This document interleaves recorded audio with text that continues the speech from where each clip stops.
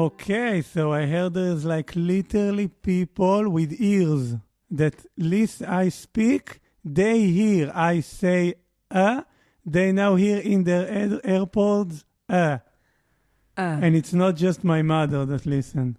Yeah, how insane. I'm barely digesting it. So can I say hello to someone? Say hello to anyone you want. למי אני אגיד שלום? I don't know, like, is there anyone that you've like never met that you really admire? But how would I know if he listened to the podcast? Maybe he's not listening now, maybe he will later. Isn't that wonderful? Like, you do something now, you don't know where it's going to go. You have no idea what your reach is as a human. This is literally proof of that. But he must be like a Jewish, no? Some of my strongest supporters, like in the ring with me while I'm going through it all, are completely non-Jewish. And they've been messaging me. They've been saying, "Hey, do you want to speak?" I called one of my old friends and I was just I was deep in it. And he was like, "I love you, girl. I've always loved you. I'm here. Anytime you feel like this again, you just ping me, call me. If I can't answer, I'll call you back as soon as I can. I'm there with you. You're there in this. I love you." And that's it. Okay. I want to say hello to Alalas Band. I think they're from California, if I'm not wrong. They just released an album, I think 2 days ago. And they give me a lot of good time these days. And yeah, it's like amazing escapism. You know, there is like bombing missile and I hear there's like soft guitar. Oh, it's crispy. I'm so happy you brought that up because one of my shower thoughts just now was when you're outside of a thing like this and you see like celebs in support, you're like, oh, that's so, I don't know, hokey. It's like kind of cheesy. But now being inside of it, it's like it matters. Or like a lack of support, it matters to me. Or like this kind of hedging support that we've been seeing where people are like, I care for both sides. Like I condemn, but ultimately, but like this kind of equivocating thing, it hurts. And so now here, I'm just like, oh, can we get to Drake? Like, can we get to more celebrities? And I never thought that I'd be in this position to be like, I want that. I want the celebs coming out publicly and supporting us. Isn't that wild? Do you know what I know. For me, I watched the news the other day, and then I seen I think in Hebrew, I don't know if it's in English as well, prompter. It's like the line in the bottom of the screen where they write some stuff, you know, some... Like the moving caption headline thing. Exactly. So I saw someone wrote like the son of like, it's like ageless celebrity. Ageless celebrity from Israel that they said that his son was hurt. And I said, okay, like, I wish him feel well, but who cares? And then I saw LeBron James support Israel. And I'm like, okay, now what? You know, for me, it seems like a bit shtut. Huh. Nonsense. Like, okay, who cares? I guess as a woman, it cares for me a lot because of the Me Too thing. Huh? It matters a lot to me because of the Me Too thing. Uh-huh. Enlighten me. You know, Me Too was driven by people out of Hollywood, right? It was like Harvey Weinstein, actresses. It was super public. Lots of actors and actresses came out in support of it and rallied the masses, including people like me. And now a bunch of them are silent, or they're just like, they've forgotten about the people that are still kidnapped.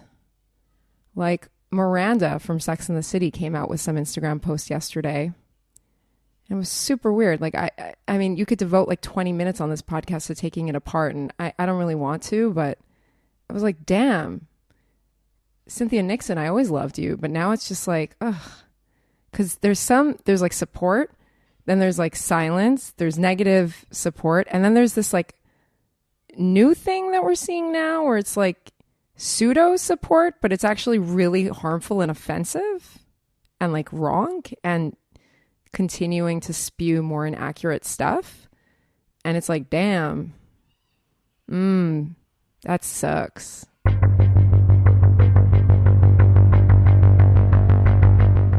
Thursday, 19th of October. This is the 13th day of the war. I'm in my car, could not get to the studio today. Keep this a little bit shorter. Thursday we had the British Prime Minister Sunak visiting Israel, saying that the UK is with us.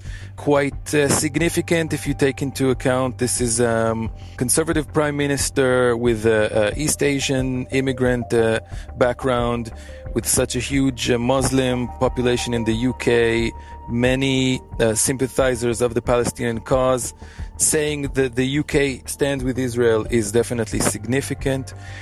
This day we're having more and more reports from the IDF that they've taken out Hamas leaders, known terrorists.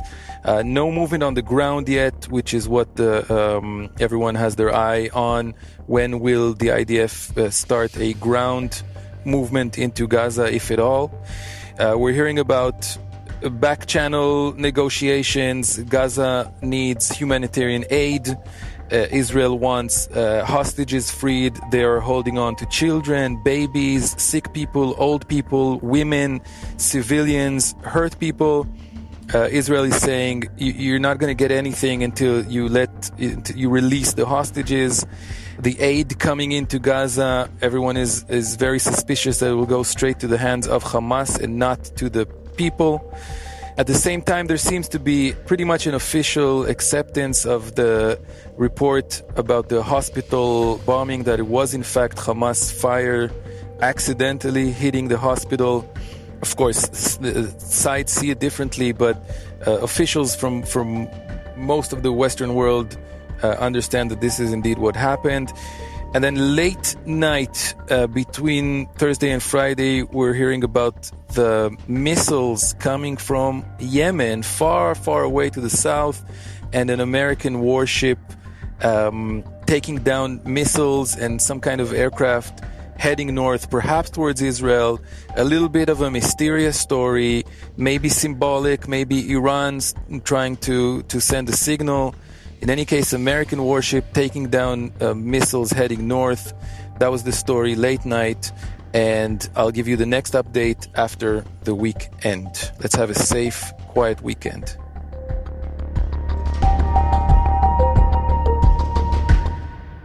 Okay, so what about all this methamphetamine thing that you spoke about the other day? Let's speak about drugs. Yeah, exactly. Didn't we start this podcast episode 1 with you talking about drugs? Why shouldn't we talk about drugs now? Bring it on. All right. So I'm not an expert. Here's another disclaimer within an already disclaimered sort of post. We've done that all the time. I am not an expert, and I have not had time to really get into the nitty-gritty on this story or write a report because we've been just trying to stay alive, which, by the way, Staying Alive is the song that's in my head for the past 2 hours. And I feel like it's too peppy and wrong, but I love the message, staying alive. Okay, so anyway, going back to the methamphetamines. Back in the day, not too long ago, when the Nazis were still around and there were concentration camps and extermination camps and lots of killing of the Jews, but not only the Jews, also Poles and gay people and lots of other people, but mostly Jews, okay? So they were really hopped up on methamphetamines. It's like a story within a story, and I fell upon this book in New York last year called Drugs in the Third Reich, and I still kind of regret that I didn't buy it, but it was like $150. It's like an out-of-print book, and I just couldn't shell out that kind of cash on a book. Not then, maybe in the future, who knows? But anyway, so the Nazi officers were really hopped up on methamphetamines, which I've never really taken. I don't think I've ever taken methamphetamines. I tried Adderall once in college And that was when I knew this is not the drug for me. Like I did, I think, a quarter of a tab and I was up for 2 days and I was just like pacing maniacally in the library at WashU. And then I had to like force myself to eat and like chill. But I definitely produced that kind of feeling or energy in my body. Like I'm a very adrenaline-y, sort of endorphin-y person. Anyway, so the Nazis, a lot of them were hopped up on this drug, and, you know, meth it gives you like stores of energy, kind of speedy from what I understand. You can like go above and beyond for days. You don't really have an appetite and you can just like focus on a mission. And if that mission is like kill as many people as possible, even excel at it. And so a few nights ago, I'm talking to my friend, shout out to Alex out in New York, a brilliant physician, psychiatrist who actually used to live here. And we were talking about lots of things. It was a beautiful phone call. And I mean, beautiful, like we were just sharing our pain. She was sharing her isolation, things we won't get into now. But amongst the many things we discussed, she said, you know, it's crazy. A few months ago, you know about the Adderall shortage, Amy? And I said, oh yeah, I heard about the Adderall shortage, you know, the Adderall shortage in America. She said, so she fell upon this article a few months back about this synthetic methamphetamine on the dark web, making the rounds and being sold. You know how drugs are sold. And she was like, I have a hunch that those terrorists that came in, including the ones that raped and tortured and beheaded people with garden hose and burned babies alive, all of these harrowing things. She said, I have a hunch that they were on this substance because the substance is just, it's like insane. And she said, from what I understand, it's an even crazier substance than the meth that existed back when the Nazis were around. So I did some digging the next day. Actually, wait. Then I shot a message to another friend in New York and I said, have you heard about this stuff? And he said, oh yeah, Captagon. Everyone knows about that. I don't know who everyone is, but I guess people in his circle knew about it. So I started doing some digging, and apparently Syria is one of the biggest producers and exporters of Captagon. And it's not only that it's one of the biggest exporters of it, it's one of Syria's biggest exports, if I was reading it right. And in January of this year, I found another article that the Israeli government, or, you know, like IDF or something, I don't know who exactly, but we intercepted an illegal shipment of Captagon from the West Bank to Gaza, where the pills were hidden in the doors of refrigerators. So if we intercepted one shipment, I can only imagine that other shipments have already gone through or went through since. And then the question is, how many people are on this substance? How long were they on this substance for? It's a footnote for now, I guess. There's a lot of footnotes in this whole bizarrely surreal sort of harrowing nightmare. But I think it's an important one to note for a second. You know? On the one hand, sound crazy. On the other hand, I would love to try that. What? Sorry. What is it? It's curious me. First of all, I mean, so one friend that I checked this with was like, how would they be able to rape? Most methamphetamines like make dicks go limp, to be crass about it. But one of the scientific articles that I started reading the abstract for said that it's linked to sexual perversion. This specific pill? Yeah. So I guess it's like a different, again, I'm not an expert, but again, if you want to take this, like they did it for really bad mission, yeah? Yeah. Like, how I love to say, horrifying, this new world. But if you do it for like a good mission, what do you feel? Like, what is it exactly? I think it's an interesting question. You know, I think good people are capable of doing bad things. There is this pill doing like a bad influence. When people do MDMA, right, they feel a lot of love. Like, have you ever heard of someone going around and like killing a bunch of people because they did some MD? No. Or like, ooh, they dropped some acid and then they like... No, but when I see their jar, like... Oh, the like jaw twitch thing, like... Yeah, then it seems like they did something bad. I think there's a lot of activity going on. But going back to it, I think it's an important question that you raised because after 9/11, there was George Bush.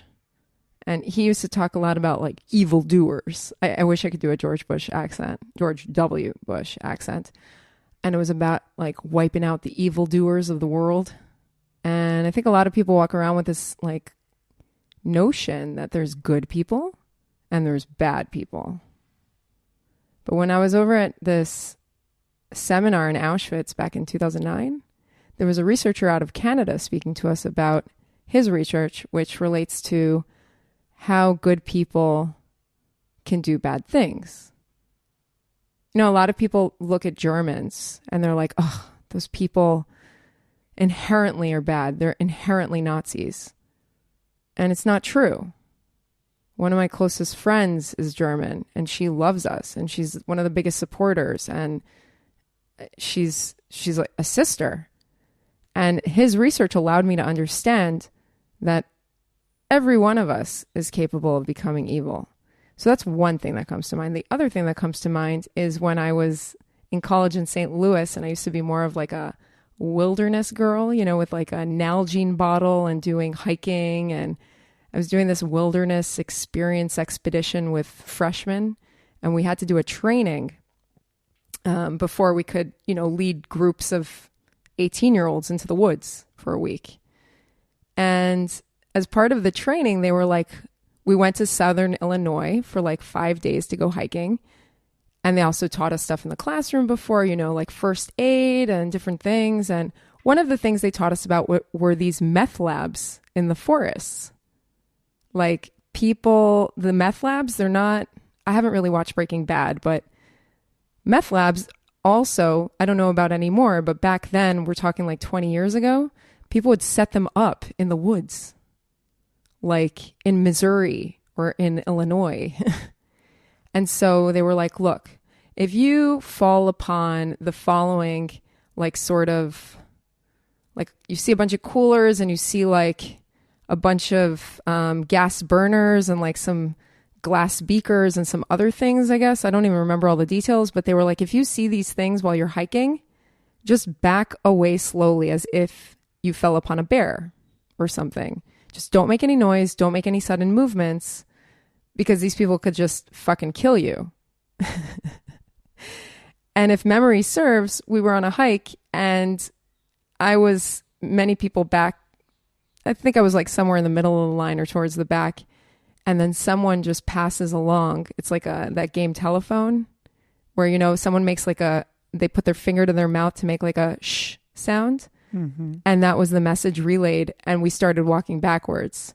So some drugs are not like, ooh, if a good person takes it, maybe they'll just have like really kinky fun sex. Like I think some drugs are just like demonic. I have a friend whose dad is addicted to Mr. Nice Guy, or at least he was. And it really fucked him up. It's not a good drug. Not all drugs are created equal. There is an Hebrew saying, I don't know if it's work in English, I will say it in Hebrew and you will translate. One line at a time, please, Dora. Okay. אין ילדים רעים, יש ילדים שרע להם.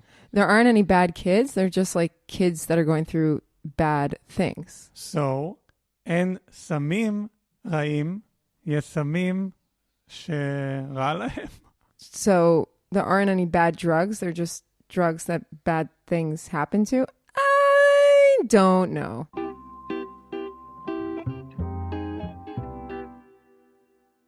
Can we talk more about drugs? Totally. I will just give a perspective of life in Tel Aviv for a second who relate to drugs, and then we can keep speaking about drugs. Yesterday, I've been in this place, K-Bar. This is a place, if you will come here and they will not destroy Tel Aviv, there is a bar which, like, you go there to, I think in English you say dive bar. Yeah, it's right. I wouldn't call the K a dive bar. It's nice. No, it's not. You go there like in 4 a.m. and just don't communicate with anyone, and it's like. But it's clean. It's not dingy. It doesn't have like sticky countertops. But it's like a really dark atmosphere. Yeah, that's true too. But that doesn't make it a dive. I don't think, at least. Okay. I don't know what's the term, but you get it. So I've been there yesterday in like a normal hour, and suddenly they open the curtains, and you can finally, it's not dark, like you literally can see the street. And it What's a normal hour? Because a normal hour for the K is to go at 4 a.m. So yeah, so it wasn't like 11 p.m.? Yes. Okay. So I've been there. The curtain is open. I can see the street, and people that I don't really know, but I recognize them, give me a hug, and people, I don't know, just chat with each other. And the music in the background was Shlomo Artzi, which is like kind of, I don't know, a version of, it's like Don McLean, Donovan, like this area, like a popular, no, maybe Bruce Springsteen. Yeah, I think the close. Israeli Bruce Springsteen. Mm-hmm. And every time I've been there, it's just like really dark electronic music. And suddenly they put this sad, נוגה כזאת. איזה? נוגה. מה זה נוגה? אני חושבת על נוגט. נוגה, it's like, אולי נבדוק את זה. It's soft, it's tender. It's kind of folky. Like a folksy, soft, guitar-y, more instrumental, warmer. Never mind, you get the picture. And then over there in the small talk I have with someone, he told me he also think they took drugs. Mm-hmm. And we start talking about that. Mm-hmm. Next thing you know, I'm sitting here with you, speaking about the same thing, a dream inside the dream, inside the dream, inside the dream. Wake up. Wow, the dream thing just hit my dream this morning. I woke up at around 4 a.m.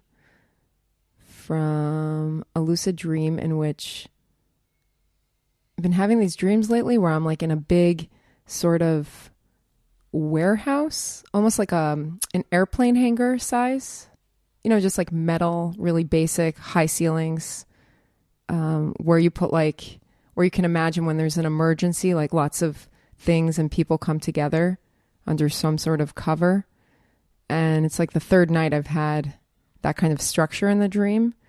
This time I'm running around and like doing like emergency affidavits as a lawyer and signing people on stuff and trying to do good. And all the while there are like people, dudes, shouting at me and they're like, everything you're doing doesn't matter. You don't understand anything. You're a terrible person. You're not doing anything good for anyone. And I was like, oh my God, can I even dream anymore? Like I'm being gaslit in my dream space.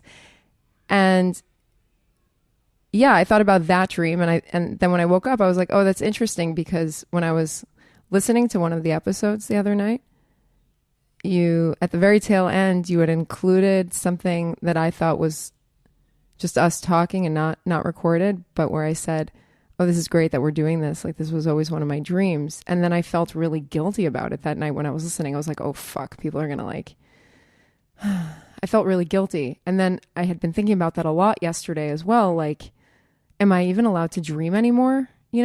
Like, is it okay to dream? Is it okay to still have dreams? My acupuncturist yesterday told me, like, Amy, I think it's really important that you get back into your, I make art.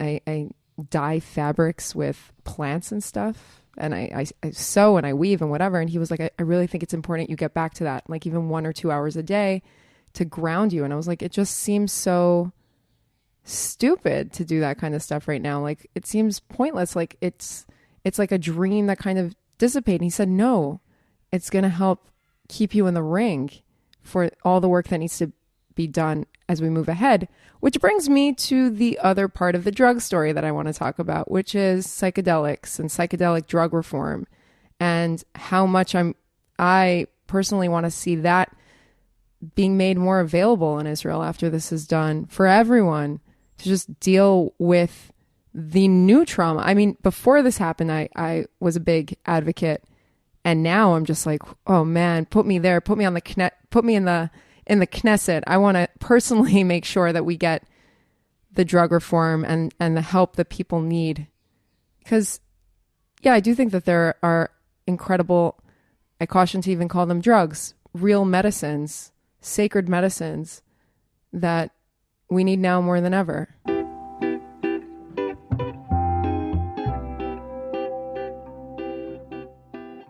But let me guess, as I know this terrible government, it will not happen. People will do it like illegally. It's really sad to me. I went outside yesterday as well, by the way. And I was really sad when I got back to the house. My experience outside in central Tel Aviv and then walking back through it, I felt really sad. Why? So Biden was in town yesterday. We didn't even talk about that. How did we miss that? That's like the story of the century. Biden was here. He was in Tel Aviv. Biden was in Tel Aviv. There was a lot of like traffic. There's literally all the roads was blocked and there was like extremely traffic. And the joke with, the people I've been in yesterday, I went, I study, I improve myself. I would high five you, but you're like too far away. I went to Pilates, and then the instructor says like, wow, you heard like Biden is town?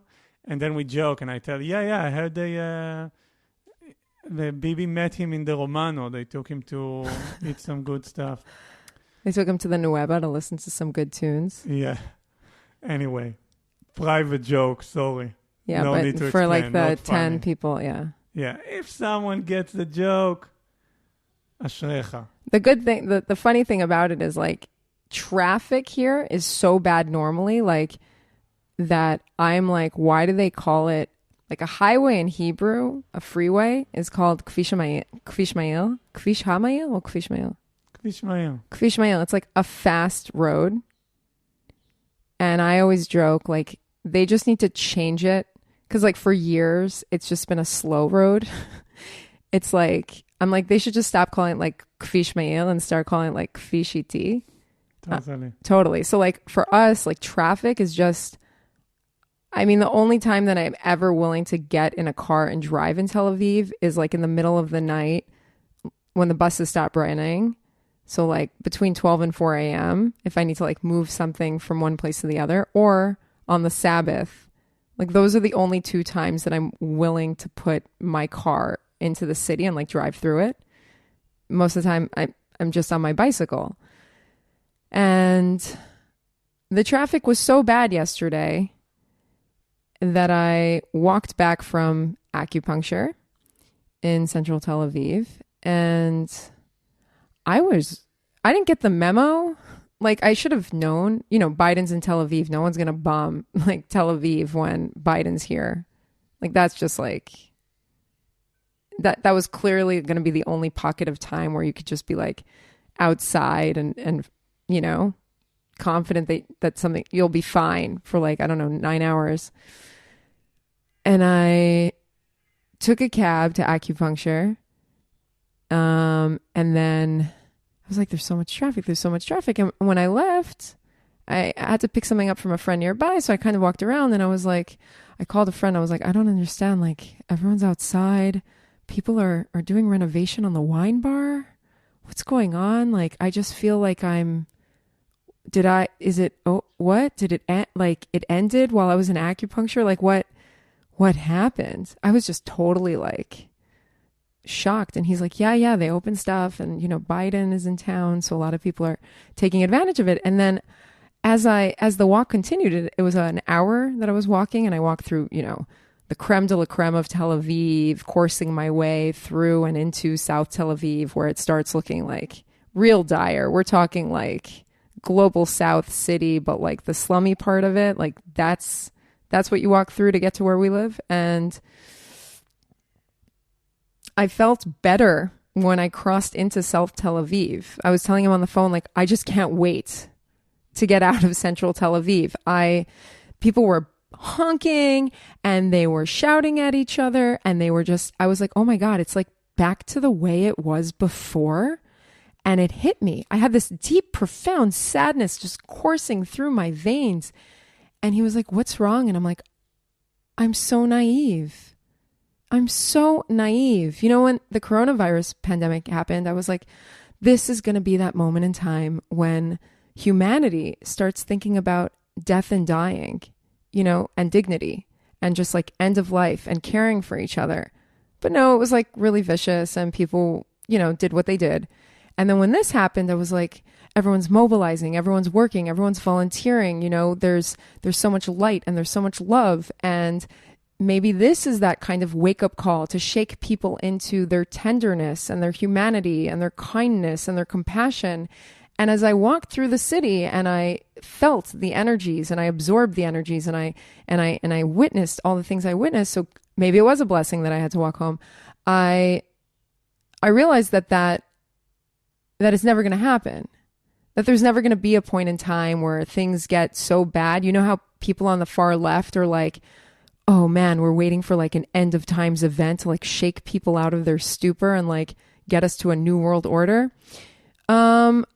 Yeah, I don't think that's going to happen. You know what I mean? Like if it didn't happen now, that like people are just like, oh, I'm not going to like honk. I'm going to be a little patient, or, oh, I'm not going to drive my car into the intersection, effectively blocking the other traffic and the pedestrians from crossing the street. Like I'm going to think of other people before myself. And I was so sad that I became despondent. It was, for me, it was, I was obviously super sad a lot this week, but this was a different kind of sadness. This was like a loss of any sort of hope, I guess, because there was something as heartbreaking as everything was. The thing that was kind of really keeping me going was all these initiatives that I was part of and all these amazing humans that I was connecting to that were just warriors of love and light and activists and doing good. And then I realized how naive I am. And I called a special friend, and Naive I am. How naive I am.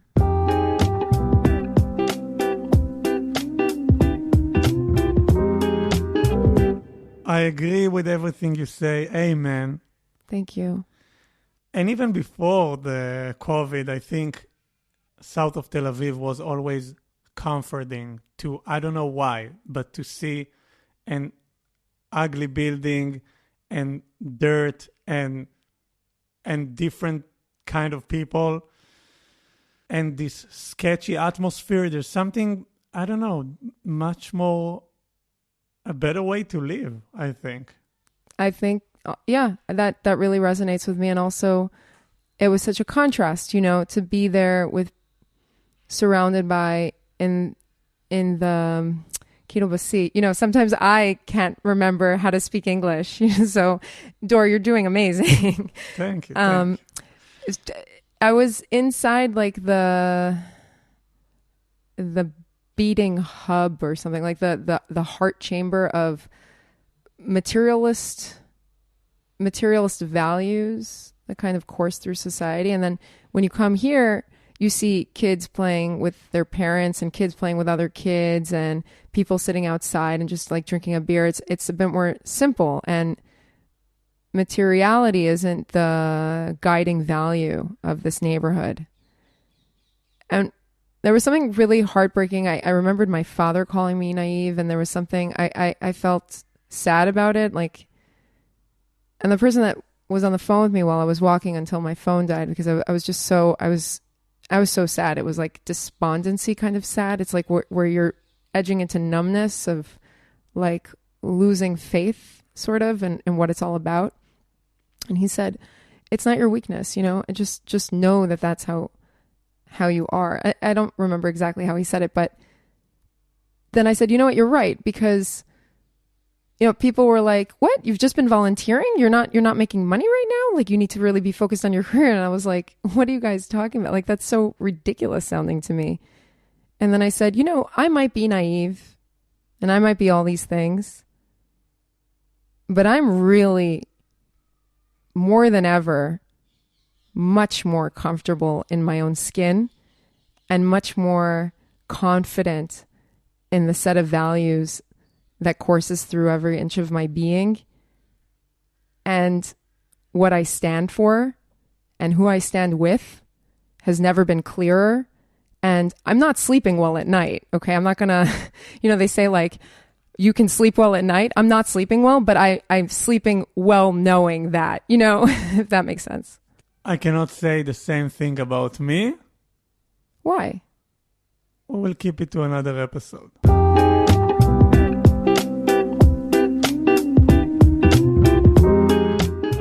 Before the credit, we just want to say we take a break for the weekend and we will be here on Sunday. We're taking 2 days to, not like we're going to be out having fun, but just to kind of do a little bit of rest, listen to what we've done so far, kind of recap, recoup. I don't even know how to say it, but we'll be back. I might take this Optigon in the weekend. Please don't take Captagon. Okay. Oh, I feel like Arnold Schwarzenegger. Like, should we do that? Like, we'll be back. Credits? Credit. We're not gonna sing? Drugs. There's the song of the Verve. Now the drugs don't work. No? So, credits. Okay. We're not going to do Staying Alive? Staying Alive. Thank you to Shema Productions, Jonathan Gall, Maya Schlesinger, Dora Comet, and I'm Amy Sapan. Thank you for listening. Stay safe.